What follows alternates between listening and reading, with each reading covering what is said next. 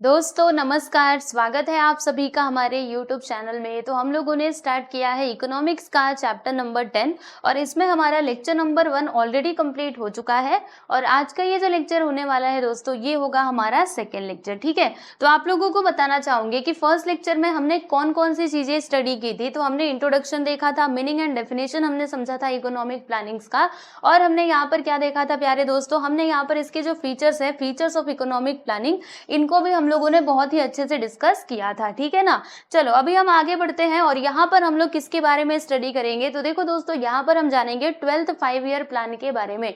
याद होगा आप लोगों को पिछला लेक्चर जिसमें हमने ये 12th 5 ईयर, 12th नहीं, ये सारे के सारे जो भी हमारे 5 ईयर प्लान है वो सारी चीजें मैंने आपको एक्सप्लेन की थी, है ना। जैसे यहाँ पे दिया गया है कि जो हमारा फर्स्ट 5 ईयर प्लान है वो कब आया था, वो आया था 1951 में। ठीक है, और ये 5 साल का था। तो कहाँ से कहाँ तक, 51 से लेकर के 56 तक। ठीक है, तो ये सारी चीजें हम लोग ऑलरेडी सब कुछ समझ चुके हैं कि इसमें टारगेट कितना था और हमने कितना अचीव किया। ठीक है, अब देखो दोस्तों, ये जो हमारा लास्ट वाला था ये वाला 5 ईयर प्लान, जो कौन सा है, 12th 5 ईयर प्लान, इसी को हम यहाँ पे समझने वाले हैं कि ये किसके रिलेटेड था। ठीक है, इसमें कौन कौन से ऑब्जेक्टिव रखे गए थे, वो सारी चीजें मैं आप लोगों को यहाँ पे एक्सप्लेन करने वाली हूँ। ठीक है, तो चलो भाई सब लोग तैयार हो पढ़ने के लिए, आ जाओ फिर हम इस वीडियो को स्टार्ट करते हैं और आज का जो हमारा टॉपिक है उसको भी हम शुरू करते हैं। ठीक है, और भी यहाँ पे बहुत सारी चीजें हैं जो हम स्टडी करेंगे, जैसे यहाँ पे जो आगे वाले टॉपिक्स हैं, जैसे नीति आयोग। ठीक है, नीति आयोग को भी हम इसमें समझेंगे। और इसी चैप्टर में दोस्तों हमें ना एक और चीज इधर समझना है, जैसे कि आप लोगों को मालूम होगा, मैंने पहले ही लेक्चर में बता दिया था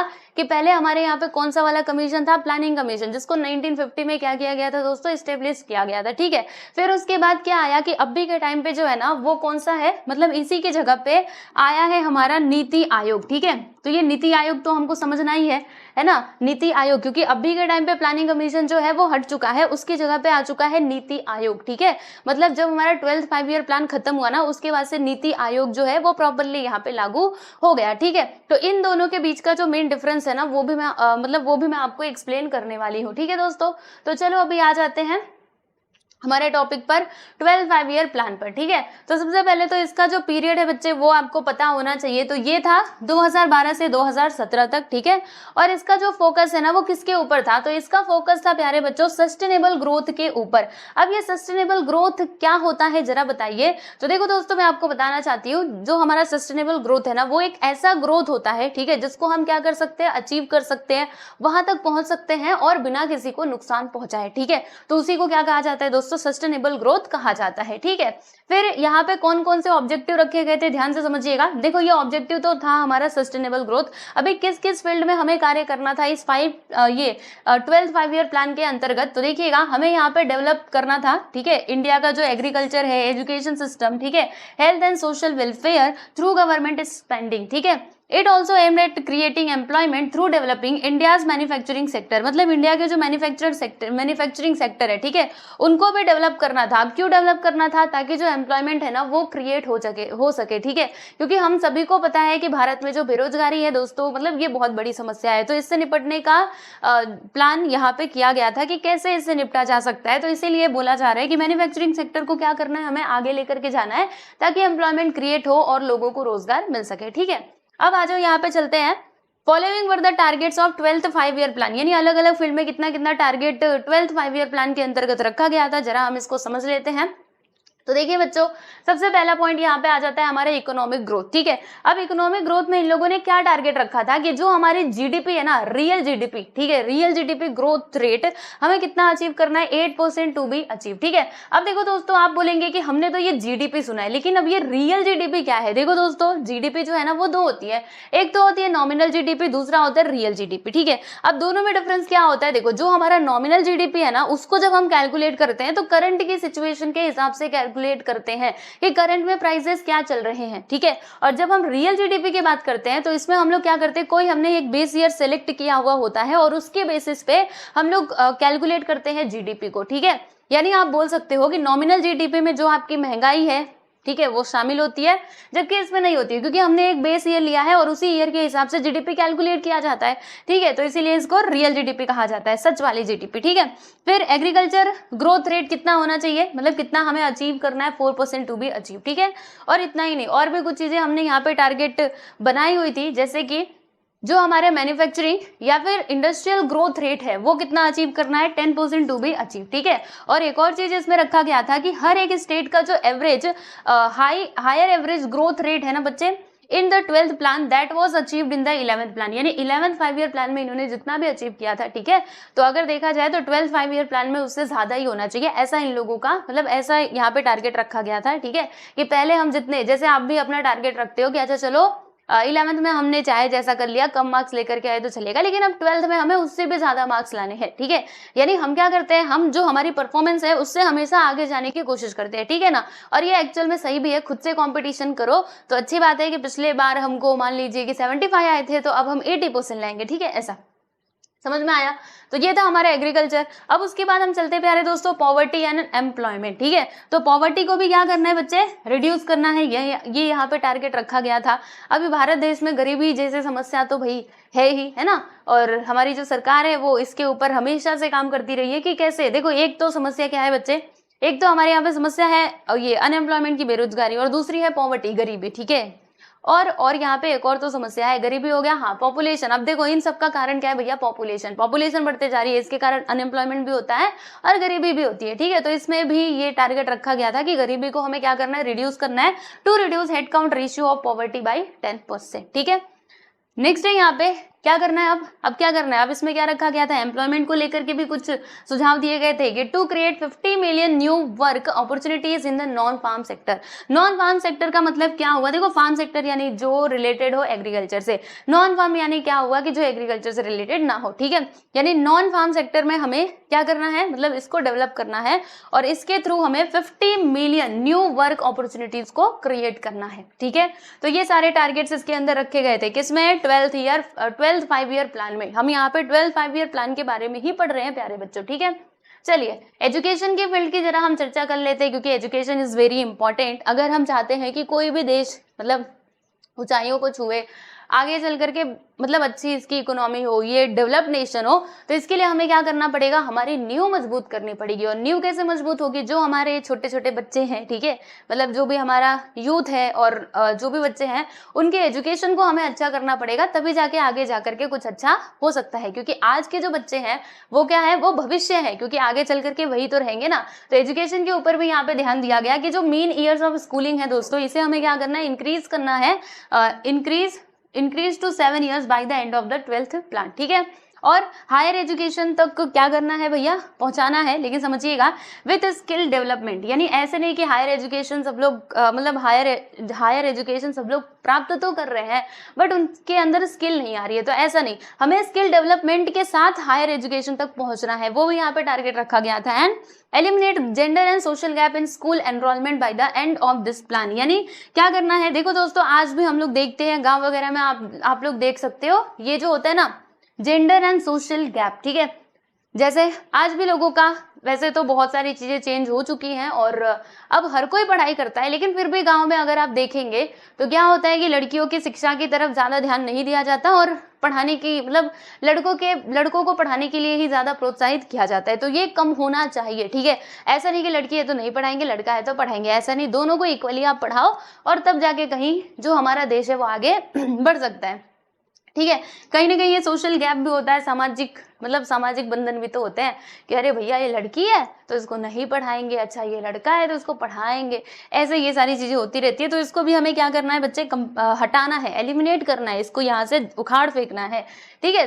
फिर यहाँ पे चलते हैं हम जरा हेल्थ की तरफ। हमने एजुकेशन की बात कर ली, एम्प्लॉयमेंट की बात कर ली, लेकिन भाई जो सबसे मेन इंपॉर्टेंट चीज है हेल्थ, इसकी बात नहीं करोगे तो कैसे चलेगा। अगर आपका हेल्थ अच्छा रहेगा तभी तो आप कुछ काम कर पाओगे, हेल्थ अच्छा रहेगा तभी जाके आप पढ़ाई कर पाओगे, ठीक है। तो हेल्थ बहुत जरूरी है भाई, इसीलिए इसको भी इंक्लूड किया गया हमारे 12th 5 ईयर प्लान में। क्या कहते हैं कि जो फर्टिलिटी रेट है ना बच्चे, उसे हमें रिड्यूस करना है टू 2.1%। अब ये फर्टिलिटी रेट क्या होता है, फर्टिलिटी रेट मतलब क्या होता है ना प्यारे दोस्तों, जो बच्चे जन्म लेते हैं उनकी बात की जा रही है, ठीक है। जैसे आप लोग देखेंगे, आप लोग क्या देखेंगे, जैसे कोई लोग होते हैं जिनके बहुत सारे बच्चे होते हैं, बहुत सारे इन द सेंस 4 5 6 7 ऐसे भी हो सकते हैं, ठीक है, गांव में ज्यादातर करके होते हैं, बराबर। तो ये जो फर्टिलिटी रेट है ना वो कम होनी चाहिए, राइट। तो इसकी तरफ भी ध्यान दिया गया है। Reduce under nutrition among children in the age group of 0 to 3 years to half of the NFHS 3 levels, ठीक है। अब ये सब क्या है मैं आपको बताती हूँ। देखो जो अंडर न्यूट्रिशन है ना दोस्तों, इसको भी क्या करना है, रिड्यूस करना है, और स्पेशली ये जो ग्रुप है 0 to 3 ईयर्स, ठीक है। तो इतने के बच्चों में क्या करना है, जो अंडर न्यूट्रिशन है, अंडर न्यूट्रिशन का मतलब क्या होता है, जिनको प्रॉपरली न्यूट्रिशन ना मिल रहा हो, तो हमें क्या करना है, उन तक न्यूट्रिशन पहुंचाना है, क्योंकि ये छोटे बच्चे, ठीक है। अब देखो छोटे बच्चे कब बड़े हो पाएंगे, जब उनको प्रॉपर न्यूट्रिशन मिलेगा तब, ठीक है, क्योंकि अभी उन्होंने मान लीजिए बच्चे ने जन्म लिया, ठीक है, और हमको मतलब उसको जितना देना चाहिए न्यूट्रिशन उतना हम नहीं दे पा रहे, तो बताइए क्या वो सरवाइव कर पाएगा, नहीं कर पाएगा। तो इसके तरफ भी ध्यान दिया गया कि भाई हमें इनको भी क्या करना है, न्यूट्रिशन प्रोवाइड करना है। ओके, फिर उसके बाद अभी हम लोग बात कर लेते हैं प्यारे बच्चों इंफ्रास्ट्रक्चर की। इंफ्रास्ट्रक्चर भी बहुत जरूरी है ना। इंफ्रास्ट्रक्चर में तो बहुत सारी चीजें आती हैं, आपको पता होगा, जैसे कि इंफ्रास्ट्रक्चर यानी जो हमारे वाहन वगैरह चलते हैं, व्हीकल्स, ठीक है, रोड, ठीक है, रोड हम बोल सकते हैं, बराबर। तो ये सारी चीजें, तो investment in infrastructure to be increase to 9% of GDP, मतलब GDP का 9% कहाँ पे इन्वेस्ट किया जाना चाहिए इसमें, ठीक है। फिर connect all villages with all weather roads, यानी जो हमारे गांव हैं, ठीक है, उन्हें हमें क्या करना है, रोड्स के साथ कनेक्ट करना है। जो मेन रोड है उनके साथ क्या करो, गांवों को कनेक्ट करो, ठीक है, ये भी बहुत जरूरी है। फिर increase in rural television and telephone density to 70%, ठीक है, मतलब रूरल टेलीविजन और जो टेलीफोन डेंसिटी है वो हमें क्या करना है बच्चे, इंक्रीज करना है, कहाँ तक, 70% तक, ठीक है। कहीं ना कहीं यहाँ पे कम्युनिकेशन की तरफ भी ध्यान दिया गया, और ये तो आता है ना हमारे इंफ्रास्ट्रक्चर में, समझ रहे हैं आप सभी लोग, इंफ्रास्ट्रक्चर में ये सारी चीजें आती हैं, ठीक है। चलिए आगे बढ़ते हैं। अब उसके बाद हम लोग 6वें पॉइंट पे देख लेते हैं प्यारे बच्चों, एनवायरमेंट एंड सस्टेनेबिलिटी, है ना। इसके ऊपर भी यहाँ पे बात करी गई, एनवायरमेंट एंड सस्टेनेबिलिटी, ठीक है। यानी क्या करना है कि जो हमारा ग्रीन कवर है, ग्रीन कवर का मतलब क्या होता है प्यारे बच्चों, ग्रीन कवर यानी बताइए ग्रीन मतलब क्या, ग्रीन क्या होता है, हाँ हरा हरा घास होता है, मतलब हरियाली की यहाँ पे बात की जा रही है। किसकी बात की जा रही है प्यारे बच्चों, हरियाली, ठीक है। हरियाली पता है ना आपको हिंदी में, मतलब एनवायरमेंट अच्छा होना चाहिए, पेड़ पौधे लगाने चाहिए, ठीक है, हमारे यहाँ के जो जंगल है वो काटे नहीं जाने चाहिए, इसकी तरफ ध्यान दिया गया। तो ग्रीन कवर जो है वो इंक्रीज करना है by 1 million hectare every year during the 12th plan period, ठीक है। नेक्स्ट वन की हम बात करेंगे प्यारे बच्चों, सर्विस डिलीवरी। आ जाइए देखते हैं सर्विस डिलीवरी में क्या बताया जा रहा है कि provide access to banking services to 90% of Indian households by the end of the plan. यानी हमें क्या करना है, बताइए। अगर आप देखेंगे तो गाँव के जो लोग हैं, ठीक है, वहां पे ज्यादातर लोगों के पास जो है बैंक अकाउंट जो है वो मतलब मोस्टली पहले, अभी तो खैर देखोगे तो है सबके बैंक अकाउंट होते हैं, लेकिन पहले बहुत कम थे, ठीक है। तो अभी इसकी तरफ ध्यान दिया गया कि जो हमारे इंडियन लोग हैं उनको क्या करना है, उनका जो बैंक अकाउंट है वो तो उनके पास होना ही चाहिए। अब ये जरूरी क्यों है मैं आपको बताती हूँ। मान लीजिए सरकार कोई सहायता देना चाहती है अपने तरफ से कि लोगों के पास पैसा जाना चाहिए, कुछ सहायता देना चाहती है, जैसे मान लीजिए किसानों को वो सहायता देना चाहती है कि वो अपना जो खेत का काम है वो अच्छे प्रकार से कर पाए, इसके लिए मान लीजिए किसानों को सरकार पैसे देना चाहती है, ठीक है। अब सपोज करो कि उनके पास बैंक अकाउंट नहीं है, तो सरकार क्या करेगी, किसी न किसी के थ्रू जो है उन तक पैसा पहुंचाने की कोशिश करेगी, बराबर। तो आप देखो दोस्तों, ऊपर से तो पैसा भेजा जाएगा, लेकिन जो बीच में है ना, बहुत सारे ऐसे भी लोग बैठे हुए हैं जो क्या करेंगे, उसमें से मान लीजिए सरकार ने भेजा 1 रुपए, तो उसमें से वो क्या करेंगे, कुछ ना कुछ अपनी जेब भरते जाएंगे, और लास्ट में जो हमारा जो किसान है उसको मिलेगा, मान लीजिए कितना, चलो उसका आधा मान लेते हैं, कितना मिल रहा है, 0.5 रुपीज। मतलब 0.5 रुपीज का मतलब आपको पता है ना, 0.50, देखो ये हमारा होता है 1 रुपया, ठीक है, 1 रुपये का आधा करोगे तो 0.5 होगा, ठीक है, उतना मिल रहा है, बराबर। तो इस चीज को हटाने के लिए बैंक अकाउंट होना बहुत जरूरी है सबके पास, क्योंकि अगर उनके पास बैंक अकाउंट होगा तो सरकार ने पैसा भेजा, ऊपर से 1 रुपया डायरेक्टली बैंक में ट्रांसफर हो जाएगा, बीच में कोई भी नहीं आएगा, ठीक है। तो इसीलिए बहुत जरूरी है कि जो हमारे इंडियन हाउस होल्ड्स है, क्या करना है, उनके पास बैंक अकाउंट तो होना ही चाहिए, बैंकिंग सर्विसेज जो है वो उन तक पहुंचनी ही चाहिए, ठीक है, वहां तक वो लोग पहुंच जाए तो अच्छी बात होगी। फिर और क्या, जो मेजर सब्सिडीज और वेलफेयर रिलेटेड बेनिफिशियरीज हैं, ठीक है, वो क्या करना चाहिए, वो डायरेक्ट, जैसे अभी आप लोगों को पता होगा कि अगर आप बैंक में अकाउंट्स खुलवाते हो तो भाई आपका जो मतलब कोई भी बैंक अकाउंट होने दो, बैंक अकाउंट से जो हमारा आधार कार्ड है वो लिंक्ड होता है, ठीक है।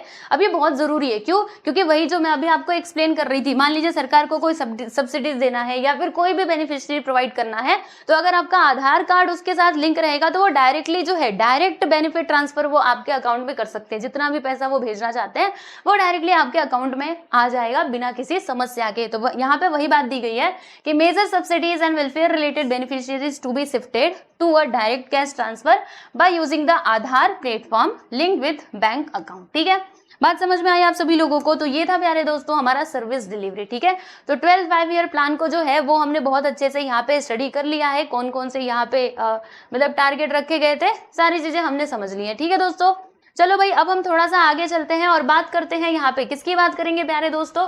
तो हम यहाँ पे बात करने वाले हैं नीति आयोग, यानी कि national institution for transforming India. इसकी हम बात कर लेते हैं कि भैया अब ये नीति आयोग को पूरा विस्तार से पढ़ने का समय आ चुका है। ठीक है, तो हुआ क्या था, आओ बताती हूँ आप लोगों को। देखिए 12 5 ईयर प्लान एंडेड ऑन 31 मार्च 2017। जैसे कि अभी मैंने आपको 12 5 ईयर प्लान का जो ये टाइम पीरियड है वो बताया, ये कहाँ तक कब तक था, 2017 तक था। ठीक है, तो ये कब खत्म होने वाला था प्यारे बच्चे, ये खत्म होने वाला था हमारा 2017 तक, 31 मार्च 2017 तक। लेकिन इसको क्या किया गया, थोड़ा सा एक्सटेंड किया गया बाय 6 मंथ। ठीक है, और क्यों एक्सटेंड किया गया, ताकि जो भी मिनिस्ट्रीज के काम वगैरह है वो अपना पूरा जो है वो अच्छे से कर ले, क्योंकि अब वो उसको हटा करके लाना था नीति आयोग। ठीक है, इसके लिए 6 महीने का थोड़ा यहाँ पे एक्सटेंशन दे दिया गया। ओके जी, फिर क्या हुआ, फिर जो है नीति आयोग को इंट्रोड्यूस किया गया था। कब इंट्रोड्यूस किया गया था प्यारे बच्चे, इन 2015।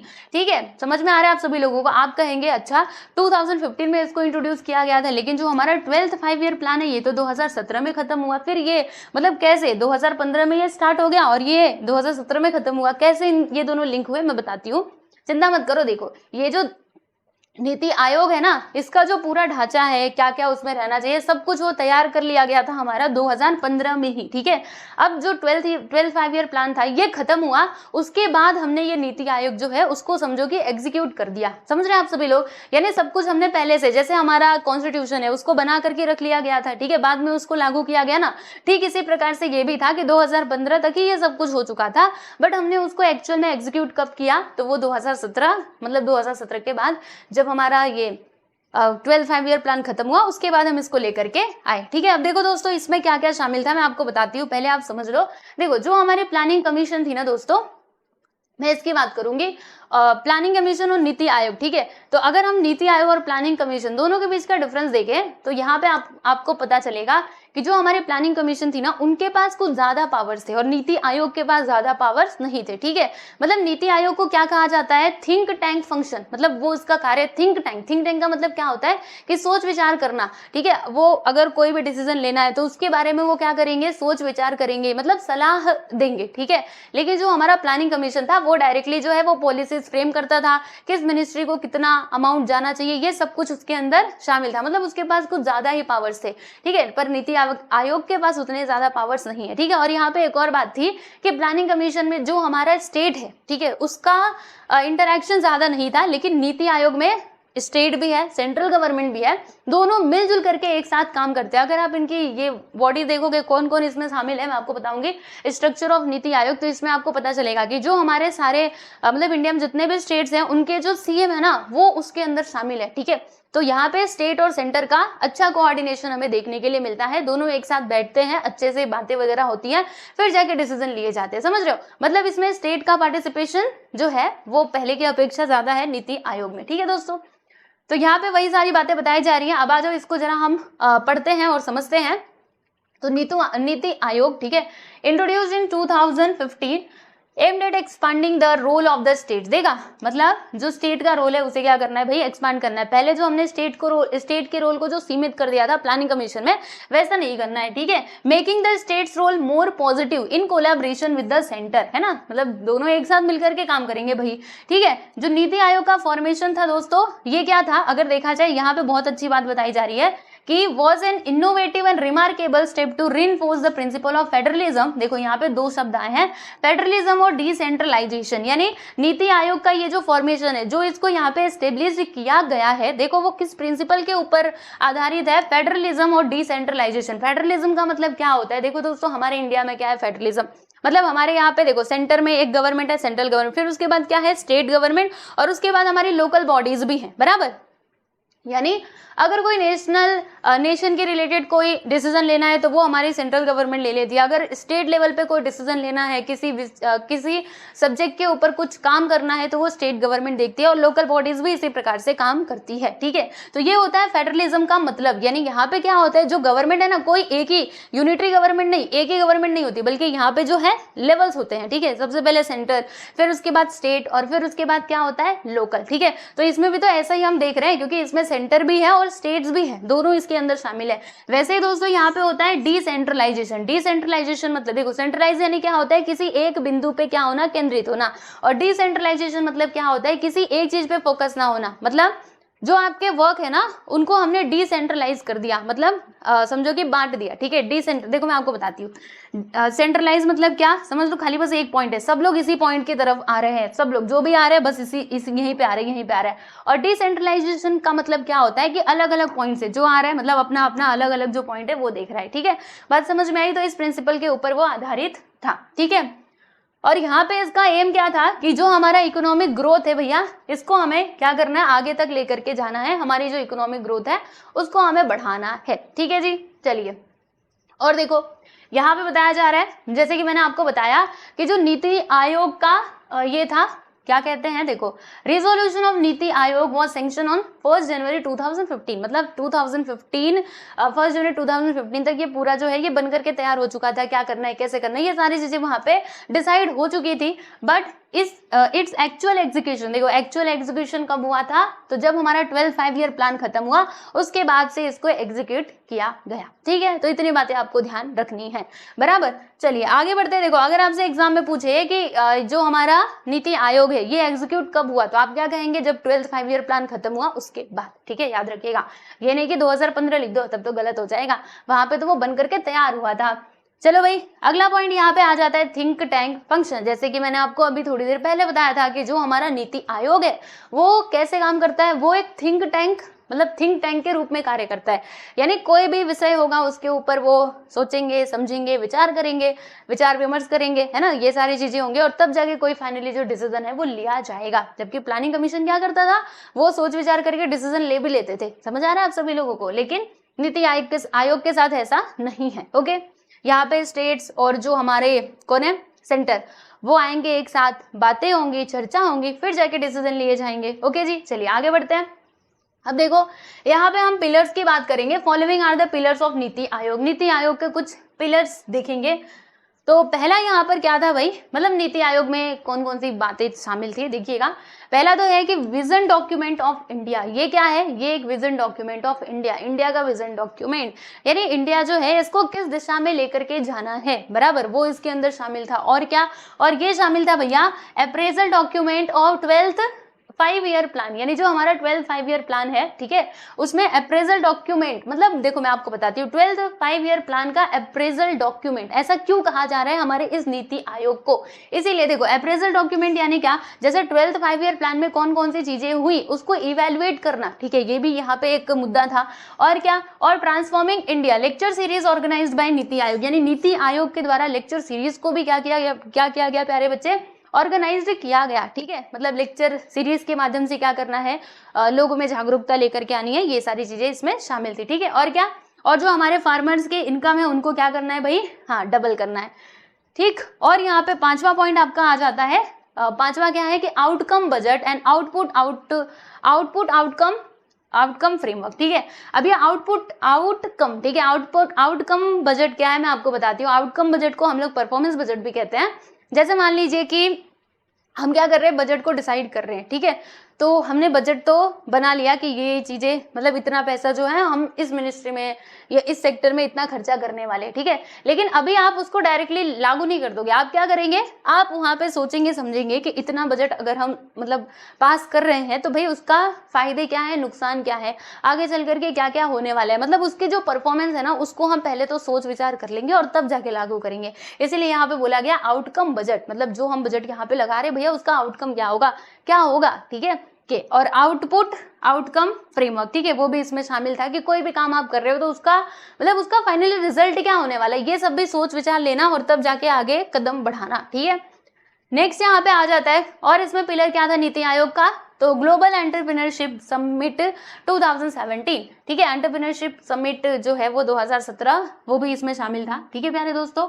आप लोग को पता होगा ये ग्लोबल एंटरप्रेन्योरशिप समिट के बारे में, ठीक है, जिसमें मतलब जो ग्लोबली जो भी एंटरप्रेन्योर्स हैं वो लोग शामिल हुए थे, ठीक है। नेक्स्ट है यहाँ पे ये launching of programme to transform identified aspirational district, मतलब जो भी डिस्ट्रिक्ट जो है वो आगे बढ़ना चाहते हैं, बराबर, तो उनको क्या करना, उनको हेल्प करना, ठीक है, मतलब उनको स्मार्ट सिटी बनाने की तरफ आगे लेकर के जाना, वो भी यहाँ पे शामिल था, ठीक है प्यारे दोस्तों। तो ये हो गया हमारे पिलर्स, किसके पिलर्स हो गए भाई, तो नीति आयोग के यहाँ पे पिलर्स भी हमने देख लिए, ठीक है। क्लियर हुआ आप सभी लोगों को। चलो अब हम चलते हैं यहाँ पे स्ट्रक्चर की तरफ कि जो हमारा नीति आयोग है भैया इसका स्ट्रक्चर क्या था, इसमें क्या क्या था बताना जरा। तो आज हम देखते हैं। देखो जैसे कि मैंने आपको बताया कि इसका जो रिजोल्यूशन है वो 1 जनवरी 2015 को ही पूरा जो है वो मतलब बन चुका था, सब कुछ तैयार हो चुका था। फिर उसके बाद इसमें थोड़े बहुत चेंजेस किए गए। कब किए गए, तो 16 फरवरी 2015 को। उसके बाद फिर इसको लागू किया गया आफ्टर 2000, मतलब जब ये 5 ईयर प्लान खत्म हुआ, 12 5 ईयर प्लान, उसके बाद इसको लाया गया, ठीक है। देखो भाई इसमें क्या क्या था, इसका स्ट्रक्चर कैसा था, तो इसमें आ जाता है एक गवर्निंग काउंसिल। अब ये गवर्निंग काउंसिल में कौन कौन शामिल होते हैं, याद रखना एग्जाम में पूछा जा सकता है कि जो नीति आयोग की गवर्निंग काउंसिल होती है उसमें कौन कौन लोग होते हैं। तो आप बताइएगा कि इसमें होते हैं भाई chief minister of all states, यानी जो भी इंडिया के स्टेट्स हैं उसके सारे के सारे चीफ मिनिस्टर्स होते हैं। और कौन होते हैं, और गवर्नर्स होते हैं यूनियन टेरिटरीज के, मतलब यूनियन टेरिटरीज के जो गवर्नर होते हैं, बराबर। आपको पता ही है यूटी और स्टेट्स आप जानते ही हैं, राइट, पता होगा आप लोगों को। तो यूटी क्या होता है, मतलब यूटी जिसको हम कहते हैं, क्या कहते हैं, केंद्र शासित प्रदेश, यानी जिसके ऊपर शासन किसका होता है, सेंट्रल यानी कि केंद्र का। और स्टेट मतलब स्टेट के तो अपने एक सीएम होते ही है, चीफ मिनिस्टर, ठीक है। तो ये लोग गवर्निंग काउंसिल में क्या होते हैं, मतलब इंक्लूडेड होते हैं, तो इनको मिलाकर के गवर्निंग काउंसिल बनता है। क्लियर। नेक्स्ट अब हम बात करेंगे यहाँ पे प्यारे दोस्तों किसकी, रीजनल काउंसिल, ठीक है। रीजनल काउंसिल में कौन कौन लोग शामिल होते हैं, तो ये फॉर्म किया जाता है, आप लोग को पता होना चाहिए कि इसको मतलब मेनली किस लिए फॉर्म किया जाता है। जैसे मान लीजिए कि किसी स्टेट में, किसी एक स्टेट में या फिर मतलब एक से ज्यादा स्टेट या फिर किसी रीजन में कोई ऐसी सिचुएशन आने वाली है, ठीक है, मतलब कुछ होने वाला है, कोई इशू होने वाला है या फिर कोई सिचुएशन आने वाली है, कंटिजेंसी, मतलब आपको पता होगा कि आगे फ्यूचर में चल के कुछ प्रॉब्लम्स आने वाली है, ठीक है, तो उनको डील करने के लिए इसको फॉर्म किया जाता है रीजनल काउंसिल को, ठीक है दोस्तों। नेक्स्ट है यहाँ पे स्पेशल इन्वाइटीज, ठीक है। अभी ये स्पेशल इन्वाइटीज कौन कौन होते हैं भाई, तो देखो इनको नॉमिनेट किया जाता है बाय द प्राइम मिनिस्टर, ठीक है। जो भी हमारे इंडिया के प्राइम मिनिस्टर होंगे वो क्या करेंगे, इनको नॉमिनेट करेंगे, ठीक है। दिस वुड इंक्लूड, इसमें कौन कौन लोग इंक्लूड होते हैं, तो एक्सपर्ट्स होते हैं, ठीक है, अलग अलग, जैसे specialist, practitioners with relevant knowledge who will be nominated by the prime minister, मतलब इसमें एक्सपर्ट्स होते हैं, स्पेशलिस्ट होते हैं, प्रैक्टिशनर्स होते हैं, यानी जिनके पास अच्छा खासा एक्सपीरियंस होता है वो लोग यहाँ पे शामिल होते हैं, ठीक है। अब यहाँ पे देख लेते हैं दोस्तों हम इसके ऑर्गेनाइजेशनल फ्रेमवर्क को समझ लेते हैं। ऑर्गेनाइजेशनल फ्रेमवर्क इसका क्या होता है, तो देखिएगा इसमें एक चेयरपर्सन होते हैं, तो भाई मेन तो हमारे होंगे प्राइम मिनिस्टर ऑफ इंडिया, ठीक है, जो भी इंडिया के प्राइम मिनिस्टर होंगे। अभी तो फिलहाल में जब से ये नीति आयोग आया है तब से हमारे मोदी जी ही चल रहे हैं, ठीक है, यहाँ पे इसके चेयरपर्सन, ठीक है। वाइस चेयरपर्सन कौन होते हैं भैया, तो ये अपॉइंट किए जाते हैं bye the prime minister, okay. और समझिएगा फुल टाइम मेंबर्स यहाँ पे कितने होते हैं भाई, 5 होते हैं, और पार्ट टाइम मेंबर्स कितने होते हैं, 2 होते हैं, याद रखिएगा, ठीक है। फिर उसके बाद ex officio members. Ex officio member का मतलब आप समझते हो, देखो मैं आपको बताती हूँ। एक्स ऑफिशियो मेंबर यानी क्या होता है, जैसे मान लीजिए कि कोई एक व्यक्ति है, मतलब कोई एक किसी एक ये इस पे है, पोजीशन पे है, ठीक है। अब वो उस पोजीशन पे है ना, तो एट द सेम टाइम वो किसी और मिनिस्ट्री में, मतलब कहीं पर भी, जैसे मैं आपको एग्जांपल अच्छे से एग्जांपल लेकर के बताती हूँ, आपको समझ आएगा। एक्स ऑफिशियो मेंबर यानी क्या होता है, जैसे हम लोग ने स्टार्टिंग में, आप लोग को याद होगा, प्लानिंग कमीशन में हमने देखा था कि उसका जो चेयरपर्सन थे वो कौन थे भैया, वो थे हमारे प्राइम मिनिस्टर, ठीक है। उस टाइम पे नेहरू जी थे तो वो थे, ठीक है। तो वहां पे एक वर्ड आया था एक्स ऑफिशियो चेयरमैन। देखो मैं आपको दिखाना चाहती हूँ, ठीक है, इसका मतलब समझना बहुत जरूरी है, वरना फिर बाद में ना आपको डाउट आएंगे। देखो पहले ये देखो, यहाँ पे लिखा है ना कि prime minister has been designated ex officio chairman of planning commission.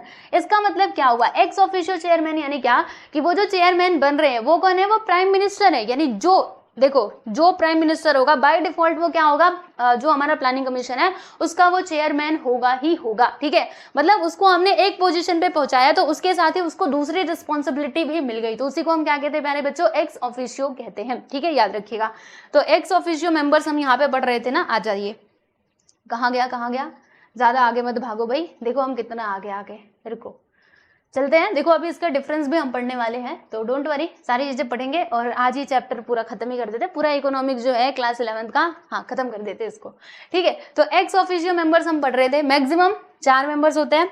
और ये कौन से होते हैं भैया, यूनियन काउंसिल ऑफ मिनिस्टर्स। अब ये यूनियन काउंसिल ऑफ मिनिस्टर्स क्या है, वही जो मिनिस्टर्स का पूरा काउंसिल होता है उसकी बात की जा रही है, ठीक है। तो उसमें से जो है वो नॉमिनेट किए जाते हैं बाय द प्राइम मिनिस्टर, याद रखिएगा। मतलब वो मिनिस्टर भी होते हैं फिर इसके वो मेंबर भी बन जाते हैं, इसीलिए यहाँ पे कहा गया है एक्स ऑफिशियो मेंबर्स। यानी वो मिनिस्टर तो है ही है, मंत्री हैं, लेकिन भाई उसके साथ इनको एक और जो पोजिशन है वो मिल गया, एक और रिस्पॉन्सिबिलिटी इनके हाथों में आ गई, ठीक है।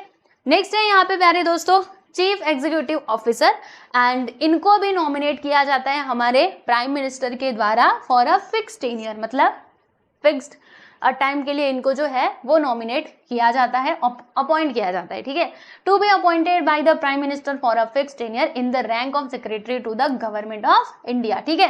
फिर यहाँ पे लास्ट में आ जाता है प्यारे बच्चों सेक्रेटरिएट, ठीक है। अब यहाँ पे क्या लिखा है, एज डीम नेसेसरी, मतलब जरूरत के हिसाब से ये जो सेक्रेटरिएट है वो देखा जाता है, अगर नीड है तो भाई इनको हम ला लेंगे, नहीं है तो नहीं लाएंगे, ठीक है। वो यहाँ पे हो गया एज डीम नेसेसरी, ठीक है। तो हमने यहाँ पे ये जो स्ट्रक्चर था हमारे नीति आयोग का वो भी हमने समझ लिया है। ऑर्गेनाइजेशनल, कहाँ गया भाई, आ जाओ, ऑर्गेनाइजेशनल फ्रेमवर्क, ठीक है। हम यहाँ पे स्ट्रक्चर की चर्चा कर रहे थे, तो ये सब कुछ तो हो चुका। चलो भाई, अब उसके बाद यहाँ पे आगे क्या आएगा, आगे हमारा टॉपिक आ जाता है प्यारे प्यारे दोस्तों, फंक्शन ऑफ नीति आयोग, ठीक है। तो नीति आयोग के फंक्शन हमको पढ़ने हैं और यहाँ पे पढ़ना है difference between planning commission and NITI Aayog. देखो भाई डिफरेंस आपसे एग्जाम में पूछा जा सकता है, ठीक है, तो डिफरेंस अच्छे से याद कर लेना। बाकी जो इसका फंक्शन है वो भी आ सकता है। तो चलो हम एक काम करते हैं, पहले ये जो डिफरेंस है ना नीति आयोग और प्लानिंग कमीशन के बीच का, इसको हम अच्छे से कवर कर लेते हैं और फिर उसके बाद जो उसके फंक्शंस है वो हम देख लेंगे। पहले ना हम ये पढ़ लेते हैं, ठीक है। ये पढ़ करके उधर जाओगे ना तो ज्यादा अच्छे से सारी चीजें क्लियर होंगी, इसीलिए इसको पढ़ना जरूरी है। आ जाओ देखते हैं अब हम इन दोनों के बीच का डिफरेंस। ओके चलो आइए, थोड़ा मैं अच्छे से इसको सेटल कर दूं। हो गया भाई, चलो देखो दिख रहा है ना, देखिए यहाँ पर प्लानिंग कमीशन को एस्टेब्लिश किया गया था, इसका डेट आप लोग याद रखना 15 मार्च 1950, ठीक है। और ये जो है नीति आयोग, इसको एस्टेब्लिश किया गया था प्यारे बच्चे 1 जनवरी 2015, ठीक है। ये 15 मार्च 1950 और ये 1 जनवरी 2015, ठीक है। और क्या प्लानिंग कमीशन जो है इसके पास बहुत सारी पावर्स थी, जैसे कि मैंने आपको बताया, ये क्या कर सकता था, मिनिस्ट्री और स्टेट गवर्नमेंट को फंड एलोकेट कर सकता था, इसके पास इतनी पावर थी, ठीक है। समझ रहे हो, किसी मिनिस्ट्री को पैसा देना है, मतलब फंड एलोकेट करना है तो वो कर सकते थे पॉलिसी बना करके, कोई टेंशन वाली बात नहीं थी। लेकिन अब नीति आयोग क्या है बच्चे, थिंक टैंक फंक्शन, हमने कहा था एडवाइजरी बॉडी है भाई, सलाह करेंगे, है ना, मतलब क्या करेंगे, वो एडवाइस दे सकते हैं। समझ आ रहा है आप सभी लोगों को, तो एडवाइजरी बॉडी और a think tank which performs the function of allocation of fund, ठीक है। ये एलोकेट कर सकते थे, बट ये क्या करेंगे, पहले विचार विमर्श चर्चा करेंगे और तब जाके कोई पॉलिसी जो है वो बनेगी, ठीक है। नेक्स्ट है यहाँ पे कि role of state was restricted, देख रहे हैं आप सभी लोग, जैसे कि मैंने आपको बताया था कि देखिए जो हमारा प्लानिंग कमीशन था, ध्यान समझिए, प्लानिंग कमीशन में स्टेट का उतना रोल नहीं था, ठीक है। हम प्लानिंग कमीशन की मैं बात कर रही हूँ, ठीक है। इसमें देखिएगा जो हमारे स्टेट का रोल था ना वो कहाँ तक सीमित था, बस यहीं तक था, नेशनल डेवलपमेंट काउंसिल तक ही सीमित था, ठीक है। नेशनल डेवलपमेंट काउंसिल क्या है, ये एक काउंसिल होती है, ठीक है। उसके बारे में डिटेल में आपको समझना है तो आप बिल्कुल गूगल करके समझ सकते हो नेशनल डेवलपमेंट काउंसिल के बारे में। और जो एनुअल इंटरेक्शन होता था प्लान मीटिंग के थ्रू, तो वहां पे स्टेट का इन्वॉल्वमेंट था और इसमें भी था, लेकिन प्लानिंग कमीशन में ज्यादा नहीं था। ठीक है, इसीलिए बोला गया यहाँ पे कि जो स्टेट का क्या था, रोल था, वो रिस्ट्रिक्टेड था। कहां तक था, बस यहीं तक था भैया, एनडीसी यानी नेशनल डेवलपमेंट काउंसिल तक ही था, और annual interaction during plan meeting. But यहाँ पे देखिएगा स्टेट गवर्नमेंट का यहाँ पे जो मतलब वो भी एक सिग्निफिकेंट यानी इंपॉर्टेंट रोल जो है वो प्ले करते हैं नीति आयोग में। ठीक है, नेक्स्ट वन की हम बात करेंगे कि सेक्रेटरीज और member secretaries were appointed through the usual process. मतलब यहाँ पर क्या होता था कि अगर हमें सेक्रेटरीज या फिर मेंबर को जो है मतलब अपॉइंट करना है तो वो एक प्रोसेस होता था जिसको फॉलो करके उनको अपॉइंट किया जाता था। बट इसमें क्या होता है कि सेक्रेटरी नोन एज, जिसको हम क्या कहते हैं, सीईओ, ये अपॉइंट किए जाते हैं किसके द्वारा, प्राइम मिनिस्टर के द्वारा। ठीक है, इसमें एक प्रोसेस होता था और इसमें प्राइम मिनिस्टर अपॉइंट करेंगे जो भी उनको सही लगे उसको। ठीक है, next, planning commission had no provision for part time members, यानी प्लानिंग कमीशन में पार्ट टाइम मेंबर का कोई भी प्रोविजन नहीं था, लेकिन इसमें है भाई, नीति आयोग में है। हमने देखा था ना फुल टाइम और पार्ट टाइम। ठीक है, तो Niti Aayog has a number of part time members, ठीक है, depending on the need from time to time, यानी जैसे जरूरत पड़ेगी। मान लीजिए अगर हमें जरूरत है कि हमें किसी नए मेंबर को लाना है पार्ट टाइम के लिए, तो वो ला सकते हैं। अगर उनकी मर्जी है कि नहीं चाहिए हमको तो नहीं ला सकते हैं। मतलब इसमें पार्ट टाइम मेंबर का कॉन्सेप्ट है बट इसमें नहीं था। ठीक है, तो ये दोनों के बीच का डिफरेंस था। फिर यहाँ पे थोड़ा हम आगे बढ़ते हैं। ये देखो अगला point, planning commission had a chairperson, a member secretary and full time members. मतलब इसमें क्या क्या थे, कौन कौन थे, तो इसमें थे भैया चेयरपर्सन, ठीक है, मेंबर सेक्रेटरी और फुल टाइम मेंबर्स। इसमें क्या क्या है, क्या क्या होते हैं, तो नीति आयोग कंप्राइजेस ऑफ चेयरपर्सन, हमने ऊपर देखा chairperson, vice chairperson, full time members as well as part time members. ठीक है, और इसमें एक्स ऑफिशियो मेंबर्स भी तो हैं। ठीक है, and CEO of secretary rank. देख रहे हैं आप सभी लोग। नेक्स्ट वन की बात करेंगे हम लोग लास्ट वाले पॉइंट की, कि प्लानिंग कमीशन फ्रेम्ड पॉलिसीज, रुकिए, planning commission frame policy for states and tied allocation of funds with the approval of the project. यानी जो प्लानिंग कमीशन है वो स्टेट्स के लिए पॉलिसी जो है वो फ्रेम कर सकते थे। ठीक है, आसानी से, और कितना फंड किसको देना है वो सारी चीजें जो है वो डिसाइड कर सकते थे। अब देखो इसमें क्या है कि नीति Aayog is only a think tank. सुनो, बार बार ये वर्ड आ रहा है, ठीक है, तो इसको आप एग्जाम में जरूर मेंशन करना, अच्छे मार्क्स मिलेंगे आपको। Niti Aayog is only a think tank and does not have the powers to frame policy. समझ रहे हैं आप सभी लोग, बस ये थिंक टैंक फंक्शन है भाई, मतलब थिंक टैंक इसका कार्य है सोच विचार का। ये जो है ये इसके पास इतनी पावर नहीं है कि ये पॉलिसी फ्रेम कर दे, किस मिनिस्ट्री को कितना पैसा देना है ये वो अपने हिसाब से डिसाइड कर ले, ऐसा नहीं है। ठीक है, मतलब इसके जो हाथ है वो बांध दिए गए, इसमें खुली छूट दे दी गई थी, भाई आप डिसाइड करो। ठीक है, तो इसीलिए इसको हटाया गया ना और ये लाया गया। ठीक है, मतलब पहले देखा जाए तो ये तो एक एग्जीक्यूटिव बॉडी है, मतलब कॉन्स्टिट्यूशन के द्वारा तो इसको फ्रेम किया नहीं गया, इसलिए इसको आसानी से हटा भी दिया गया, इसमें कुछ प्रॉब्लम नहीं आई। ठीक है, चलो भाई, तो हमने ये पढ़ लिया। अब दोस्तों यहाँ पर जो हमारा लास्ट वाला टॉपिक है, एक्चुअल में देखा जाए तो ये सेकंड लास्ट था, लेकिन हमने लास्ट वाले टॉपिक को पहले कर लिया और इसको हम बाद में कर रहे हैं, कोई बात नहीं, कर लेंगे, डोंट वरी। देखो यहाँ पर क्या है बच्चे, फंक्शन ऑफ नीति आयोग। अब जो नीति आयोग के कुछ कार्य हैं उनके बारे में हम जरा समझेंगे। ठीक है, नीति आयोग का काम क्या था, जैसे प्लानिंग कमीशन का काम था वैसा ही कुछ नीति आयोग का भी काम है। ठीक है, प्लानिंग कमीशन का क्या काम था, इकोनॉमिक पॉलिसीज को बनाना, वैसे ही नीति आयोग का भी काम है, लेकिन इसके हाथ थोड़े से बांध दिए गए, इसके पास ज्यादा पावर्स नहीं है, उनके पास ज्यादा पावर थी, बस यही डिफरेंस है। बाकी दोनों का अगर काम देखा जाए तो दोनों का सेम है, क्योंकि दोनों हमारे देश के डेवलपमेंट के लिए ही कार्य कर रहे थे, डिसीजन ले रहे थे कि क्या करना चाहिए क्या नहीं करना चाहिए, किस सेक्टर के ऊपर ज्यादा ध्यान देना चाहिए, किसके ऊपर कम ध्यान देना चाहिए, ये सब कुछ। ठीक है, चलिए आ जाते हैं हम लोग फर्स्ट पॉइंट पे, शेयर्ड नेशनल एजेंडा। अब ये क्या है, यहाँ पे ये शेयर्ड वर्ड का यूज क्यों किया गया है। देखो मैं आपको पहले से बोलती हुई आ रही हूँ, जब से मैंने नीति आयोग स्टार्ट किया है तब से, कि इसमें शामिल होते भाई स्टेट, इसके अलावा सेंटर। समझ में आया आप सभी लोगों को, यानी दोनों क्या करते हैं, एक साथ मिलकर के विचार विमर्श चर्चाएं होती हैं और तब जाके कोई पॉलिसी जो है वो फ्रेम किया जाता है, यानी इसमें दोनों का पार्टिसिपेशन होता है। और सही बात भी है, अगर दो लोग विचार विमर्श करके कोई पॉलिसी लेकर के आएंगे तो इम्प्लीमेंट करने में भी आसानी होगी। आप सोचिए कि कोई डिसीजन हमने ले लिया, प्लानिंग कमीशन ने कोई डिसीजन ले लिया कि ये स्टेट को हमें इतना पैसा देना है, स्टेट को इसकी कुछ खबर नहीं है, दे दिया और बता दिया, फिर जब फाइनल सब कुछ डिसाइड हो गया तब जाके स्टेट को पता चल रहा है कि हमें ऐसे ऐसे करना है। ठीक है, तो अब उनके जो विचार होंगे कुछ अपने स्टेट को लेकर के, उन्होंने तो शेयर ही नहीं कर पाए, ठीक है। तो ऐसे में क्या होगा, हो सकता है कि वो अच्छे से उस पॉलिसी को इम्प्लीमेंट ना करे, उन दोनों के बीच में हो सकता है कि कॉन्फ्लिक्ट हो जाए, ठीक है। लेकिन वही दूसरी जगह, मतलब दूसरी तरफ अगर ये दोनों अच्छे से क्या करते हैं, विचार विमर्श करके कोई पॉलिसी लेकर के आते हैं तो अच्छे से इंप्लीमेंट करेंगे, कोई परेशानी इसमें नहीं आएगी। तो ये बहुत जरूरी है, ठीक है। तो evolves a shared vision of national development priorities and strategies with the active involvement of states, ठीक है। स्टेट्स का भी इन्वॉल्वमेंट रहेगा। This will provide a framework of national agenda for the prime minister and chief ministers to implement, ठीक है। अच्छे से implement कर पाएंगे ना अगर दोनों इसमें शामिल रहेंगे तो, ठीक है बच्चे। चलिए आगे बढ़ते हैं। नेक्स्ट यहाँ पे हम बात करेंगे हमारे सेकंड फंक्शन की। आ जाइए, सेकंड फंक्शन हमारा क्या है, states based friend at the centre. ऐसा क्यों कहा गया है, स्टेट और सेंटर को भैया यहाँ पे बेस्ट फ्रेंड क्यों बताया जा रहा है, क्योंकि दोनों मिलजुल करके काम कर रहे हैं। मान लीजिए अगर स्टेट में कुछ प्रॉब्लम है तो वो क्या करेंगे, वो वहां पे शेयर करेंगे, सेंटर को बताएंगे कि हमारे स्टेट में अच्छा ये प्रॉब्लम है तो हमें इस बार ज्यादा फंड की जरूरत पड़ेगी, ऐसे वो बता सकते हैं, ठीक है। कि हम अगर मतलब हमारे स्टेट को डेवलप करना है तो हमें इस दिशा में कार्य करना होगा और इस हिसाब से आप लोग क्या करो, हमको फंड जो है वो एलोकेट करो, यानी फंड जो है वो हमको दो, बराबर समझ रहे हैं आप सभी लोग। तो इससे क्या होगा, मतलब डेवलपमेंट होगा, हमारा ही विकास होगा।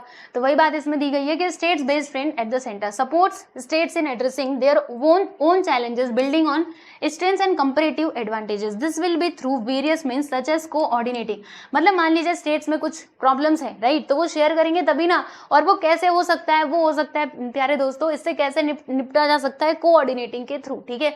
कोऑर्डिनेटिंग विद मिनिस्ट्रीज, ठीक है, और championing their ideas at the centre. जैसे मान लीजिए स्टेट के दिमाग में कुछ आइडिया है तो जब वो उनसे मिलेंगे तभी तो जाके अपने आइडियाज को शेयर करेंगे। आपने मतलब अकेले अकेले पॉलिसीज बना ली, उनको पूछा भी नहीं तो वो कब मतलब कैसे अपने आइडियाज को शेयर कर पाएंगे। तो नीति आयोग में ऐसा नहीं होता है, वो यहाँ पे आकर के अपने आइडियाज को शेयर कर सकते हैं, प्रोवाइडिंग कंसल्टेंसी एडवाइस भी दे सकते हैं, सपोर्ट एंड बिल्डिंग कैपेसिटी, ठीक है। तो ये होता है इसका मतलब। आप ना ये पॉइंट याद कर लो और इसके अंदर का जो एक्सप्लेनेशन है वो आप अपने हिसाब से सोच करके लिख सकते हो। इसका मीनिंग क्या है वो मैंने आपको समझा दिया। तो अब आपको खुद यहाँ पे क्या करना है, ब्रेन स्टॉर्मिंग करनी है, सोचना है और तब जाके एग्जाम में लिखना है, ठीक है बच्चे। चलिए आगे बढ़ते हैं। नेक्स्ट पॉइंट की हम बात करेंगे जो क्या है, डिसेंट्रलाइज्ड प्लानिंग। अब ये डिसेंट्रलाइज्ड प्लानिंग क्या है भाई, डिसेंट्रलाइज एक पावर, मतलब किसी एक के हाथ में पावर नहीं रहने वाली है, ये सबके हाथ में जाने वाली है। कहने का मतलब क्या है, देखो कहने का मतलब यही सीधा सा है कि ये है प्यारे बच्चों bottom up model. Bottom up model मतलब क्या हुआ, नीचे से ऊपर। वो प्लानिंग कमीशन वैसा नहीं था, इसके जस्ट वो अपोजिट था, ठीक है। मतलब ये नीचे से ऊपर तक जाएगा। नीचे से ऊपर इन द सेंस क्या है, देखो क्या होता है कि यहाँ पे समझिएगा, from village level that is local government to national level और सेंट्रल गवर्नमेंट। यानी लोकल गवर्नमेंट से, जैसे मान लीजिए लोकली कोई प्रॉब्लम है तो वो उसको डिस्कस करेंगे, फिर वो स्टेट मतलब जो स्टेट लेवल पे गवर्नमेंट है उनको पता चलेगा, फिर जाके वो नेशनल लेवल पे जाकर के उसके चर्चाएं करेंगे। मतलब ये नीचे से उठ करके आ रहा है। पहले क्या होता था कि ऊपर से उन लोगों ने डिसीजन ले लिया और भेज दिया कि जाओ भाई आप लोग को ये चीजें फॉलो करनी है, हो गया काम खत्म। लेकिन इसमें ऐसा नहीं है। लोकल लेवल पे लोकल गवर्नमेंट में कुछ प्रॉब्लम रहेगी तो भाई उसको सुलझाएंगे, है ना, लोकल लेवल पे, फिर उसके बाद उसके हिसाब से डिसीजन लेंगे। तो इसलिए बोला गया डिसेंट्रलाइज प्लानिंग होती है। यहाँ पे सबको सम्मिलित किया जाता है, कोई एक नहीं है कि बस उसने डिसीजन ले लिया, ना। यहाँ पे क्या है, डिसेंट्रलाइज प्लानिंग की जाती है। हर किसी से पूछा जाता है, बताओ भाई आपके एरिया में क्या प्रॉब्लम है, आपके स्टेट में क्या प्रॉब्लम है, बताओ किसको आप डेवलप करना चाहते हैं, कौन सा सेक्टर कब थोड़ा वीक है, ठीक है। तो इसकी रिलेटेड चर्चाएं होती है और तब जाके जो डिसीजन है वो लिए जाते हैं, ठीक।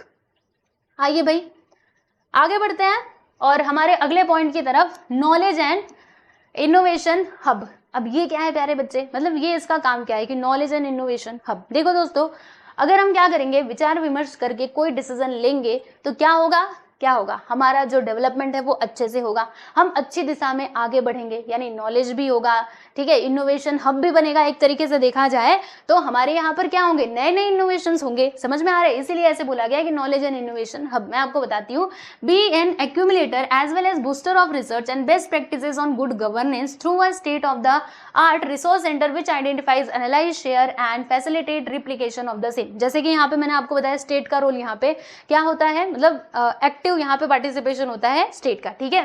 तो वो क्या बन सकते हैं, देखो यहाँ पे बोला गया एक्यूमुलेटर, एक्यूमुलेटर यानी क्या होता है, इकट्ठा करना चीजों को, ठीक है। As well as booster of research and best practices on good governance. देखो अगर सारी चीजें अच्छे से चलेंगी तो जो हमारा गवर्नेंस है वो भी तो ठीक प्रकार से कार्य करेगा। तो वही बातें दी गई हैं कि क्या करना है, रिसर्च को मतलब बूस्ट करना है, ठीक है, रिसर्च और जो बेस्ट प्रैक्टिसेस है उनको क्या करना है, बूस्ट करना है, ठीक है। और क्या करना है, देखो थ्रू किसके through, state of the art resource centre which identifies, जो क्या करेंगे, आइडेंटिफाइज करेंगे, एनालाइज करेंगे shares and facilities, replication of the same, ठीक है। रिप्लिकेशन यानी क्या होता है, हम बोल सकते हैं रिप्लिकेशन यानी हम एक तरीके से बोल सकते हैं कि कॉपी, ठीक है, मतलब कोई अच्छी चीजें है तो उसको बार बार लाने की कोशिश करनी चाहिए ना, वही, ठीक है। वैसे मैंने यहाँ पे रिप्लिकेशन का मीनिंग लिखा हुआ है, मैं आपको दिखाती हूँ रिप्लिकेशन कहाँ पे, तो मैंने लिखा था, कहाँ गया रेप्लिकेशन, ये देखो बोला था ना मैंने कॉपी, ठीक है, मतलब एक की नकल करना वो। और भी यहाँ पे कुछ मीनिंग दिए गए हैं, आप लोग देख सकते हो, ठीक है, देख लीजिए एक बार, राइट। चलो आई नो कि ये थोड़ा सा, ये वाला पॉइंट थोड़ा सा टेक्निकल है, लेकिन समझो आप इसको अपने लैंग्वेज में थोड़ा सा इसको डिकोड करके समझो, क्योंकि कभी कभी ऐसी भाषा दे दी जाती है जो हमको ठीक से समझ नहीं आती, तो उसके ऊपर हमें क्या करना चाहिए, उसको खुद बार बार पढ़ने का, बार बार पढ़ो और समझो। जैसे कि मैंने आपको बताया नॉलेज एंड इनोवेशन हब, ठीक है। अब ये कब बन पाएगा, मतलब ये जैसे जो हमारा नीति आयोग है प्यारे बच्चे, ठीक है, वो क्या करेगा, मतलब वो एक एक्यूमुलेटर की तरह कार्य करेगा, है ना, एक्यूमुलेटर की तरह कार्य करता है। एक्यूमुलेटर यानी क्या होता है, इकट्ठा करना, ठीक है। और क्या करना है, जो हमारे रिसर्च और बेस्ट प्रैक्टिसेस है उनको बूस्टअप करना, उसमें मजबूती लेकर के आना, ठीक है। और ये हम कैसे कर पाएंगे, तो स्टेट और सेंटर का जब मतलब क्या रहेगा, एक्टिव पार्टिसिपेशन रहेगा, तभी हम कर पाएंगे, ठीक है। तो इस तरीके से क्या करने का, पॉइंट्स को समझने का, बार बार अगर कोई चीज समझ नहीं आती तो उसको अगेन एंड अगेन रीड करो, पक्का आपको समझ आएगा, ठीक है। चलिए आगे बढ़ते हैं। फिफ्थ पॉइंट की हम बात करेंगे दोस्तों, जो है हमारा मॉनिटरिंग एंड इवैल्यूएशन, ठीक है।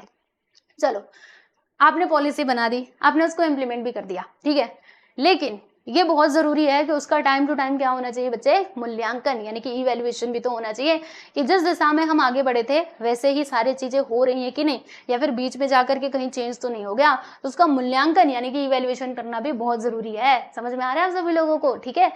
मॉनिटर करना भी जरूरी है कि हाँ ठीक दिशा में कार्य हो रहा है कि नहीं।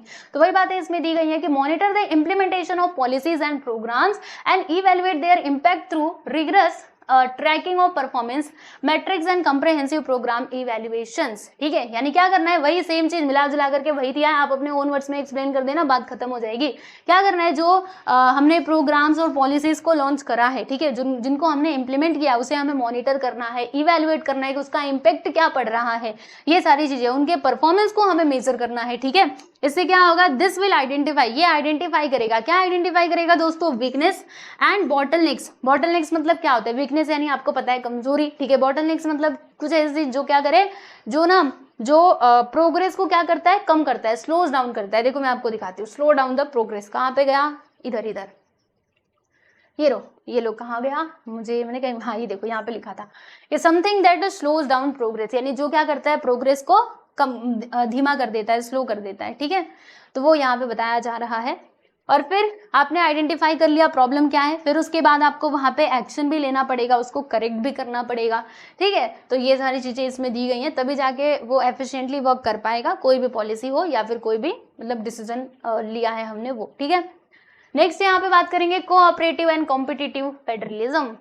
कोऑपरेटिव तो ये तो होता ही है, स्टेट और सेंटर मिलकर के काम तो करते ही हैं, है ना। इसमें गवर्निंग काउंसिल में शामिल होते हैं सारे स्टेट्स के चीफ मिनिस्टर्स, इसके अलावा जो गवर्नर होते हैं यूनियन टेरिटरीज के वो भी इसमें शामिल होते हैं। तो कोऑपरेशन तो इसमें होता ही है। फिर उसके बाद यहाँ पे कॉम्पिटिटिव फेडरलिज्म की बात की गई है। देखो दोस्तों आपको एक बात बताती हूँ, कॉम्पिटिटिव, देखो कंपटीशन जो है आपको क्या लगता है, अच्छा है? देखो अगर देखा जाए तो एक तरीके से अच्छा ही है। क्यों अच्छा है मैं आपको बताती हूँ। जैसे मान लीजिए दो स्टेट को ले लेते हैं, स्टेट ए और स्टेट बी, ठीक है। अब जो स्टेट ए है वो बहुत अच्छी दिशा में काम कर रहा है, इसकी जो इकोनॉमिक कंडीशन है वो काफी सुधरती जा रही है। तो इसको देख करके ये जो ये वाला स्टेट है इसको लगेगा यार हमको भी क्या करना चाहिए, आगे बढ़ना चाहिए, मतलब ये अगर ये कर सकता है तो हम क्यों नहीं कर सकते, हम भी कर सकते हैं। तो फिर क्या होगा, ऐसे में ये भी आगे जाने की कोशिश करेगा। अब मान लीजिए ये आगे पहुंच गया तो इस ये वाला स्टेट इसको देखेगा, फिर ये भी आगे जाएगा। ऐसे में क्या होगा, दोनों का डेवलपमेंट होगा। हेल्दी कॉम्पिटिशन होना चाहिए। कॉम्पिटिशन जो है उसको पॉजिटिव तौर पर देखो, नेगेटिव मतलब नेगेटिव की तरफ मत देखो। ये नहीं कि उसको हम नुकसान पहुंचाए, ऐसा नहीं। अगर वो कर रहा है तो भाई हम भी वहां तक पहुंचे ना, तो ये होता है हेल्दी कंपटीशन, ठीक है।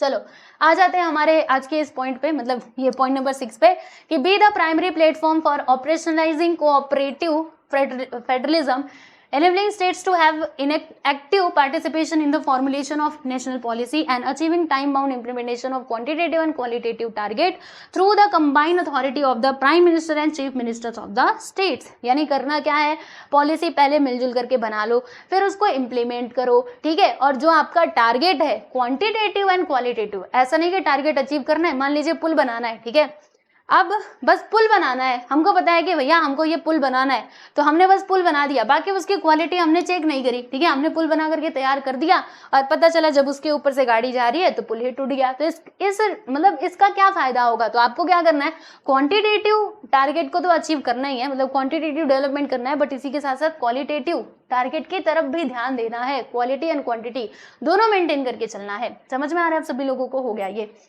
नेक्स्ट पॉइंट की बात करेंगे, अदर फंक्शंस। अदर फंक्शंस में क्या क्या शामिल है भाई, इंटर कंसल्टेंसी। इंटर यानी क्या होता है, एक दूसरे के बीच, ठीक है। तो हम क्या करते हैं, चीफ मिनिस्टर्स होते हैं, प्राइम मिनिस्टर्स होते हैं, चर्चाएं होती हैं, तो इंटर कंसल्टेंसी तो होती है ना, ठीक है। फिर उसके बाद कॉन्फ्लिक्ट रिजोल्यूशन, कोई झगड़ा हो गया तो वे उसको सुलझा लेंगे, और टेक्नोलॉजिकल अपग्रेडेशन, ठीक है, वो भी इसका फंक्शन है। तो ये हमने फंक्शन देखे भाई, नीति आयोग के टोटल 7 फंक्शन दिए गए थे। मैंने कोशिश की कि आपको पूरा अच्छे से समझा दिया जाए और आप लोग इसको समझ पाओ, ठीक है। तो आई होप कि आप समझ गए होंगे सारी चीज़ें। अब उसके बाद यहाँ पे कुछ नहीं है, हो गया सब कुछ, देख लो हमने पूरा चैप्टर कंप्लीट कर लिया। तो यहाँ पर आपका चैप्टर नंबर 10 होता है कंप्लीट। हमने इसको 2 लेक्चर्स में ही पूरा कंप्लीट कर लिया है, ठीक है। इसके अलावा आप लोगों को बताना चाहूँगी कि इकोनॉमिक्स के, देखो क्लास 11th इकोनॉमिक्स के सारे चैप्टर्स हमने करवा दिए हैं भाई। तो आप लोग क्या कर सकते हो, प्लेलिस्ट में जाकर के सारे वीडियोज़ को देख सकते हो, ठीक है। प्लेलिस्ट में जाएंगे तो आपको हर एक चैप्टर जो है वो लाइन से उधर मिल जाएगा, आप देख लेना। और इतना ही नहीं, मैंने जो है ना स्टैंडर्ड 12th का भी इकोनॉमिक्स पढ़ा रखा है, तो उसकी भी पूरी प्लेलिस्ट बनी हुई है। तो अभी जब आपका एग्जाम खत्म हो जाएगा 11th का, उसके बाद आप 12th की स्टडी करना स्टार्ट करोगे ना, तो आपका जो स्टैंडर्ड 12th का इकोनॉमिक्स है वो हो चुका है। और क्या हो चुका है भाई, अकाउंट्स कंप्लीट हो चुका है, मैथमेटिक्स जो है वो भी हमने कंप्लीट करवाया हुआ है, ठीक है। तो बस आपको क्या करना है, प्लेलिस्ट में जाकर के वहाँ पे देखना है, हर एक चैप्टर की अलग से प्लेलिस्ट तो बनी हुई आपको दिखाई दे ही जाएगी, तो आप देख लेना और इस तरीके से आप स्टडी कर सकते हो। और क्लास 12th में अच्छा स्कोर करना है तो भाई पहले से स्टडी करना शुरू कर देना, ठीक है। बोर्ड एग्जाम में अच्छे मार्क्स लाना चाहते हो तो आपको क्या करना चाहिए, पहले से ही, स्टार्टिंग से ही, जब आपका कॉलेज शुरू होता है ना उसके बाद से ही क्या करना स्टार्ट कर दो, स्टडी करना शुरू कर दो, ठीक है। अब ये वेट मत करो कि जब हमारा बोर्ड एग्जाम का टाइम टेबल आएगा तब से हम पढ़ाई करेंगे, तो ऐसे कुछ मत करना, ठीक है। तो चलिए फिर आज के लिए बस इतना ही रहने देते हैं। और टेलीग्राम चैनल से नहीं जुड़े तो आप सब लोग जुड़ जाइएगा, ये भी मैं बता देती हूँ। चलो आज लास्ट लेक्चर है इकोनॉमिक्स का, तो बता ही देते हैं आपको सारी चीजें। कहाँ गया, हाँ ये रहा, देखो भाई ये हमारा टेलीग्राम चैनल है जिसपे कोई भी अपडेट हो तो वहां पे शेयर कर दिया जाता है, जुड़ जाइएगा इससे। और ये हमारा एप्लीकेशन है एसके क्लास नाम से, आप इसको भी डाउनलोड कर सकते हैं। और ये हमारे इंस्टाग्राम आईडी है, ठीक है दोस्तों। तो चलिए मिलते हैं नेक्स्ट वीडियो में, ध्यान रखिएगा आप सभी लोग और पढ़ाई करते रहिए अच्छे से। चलिए बाय एवरीवन।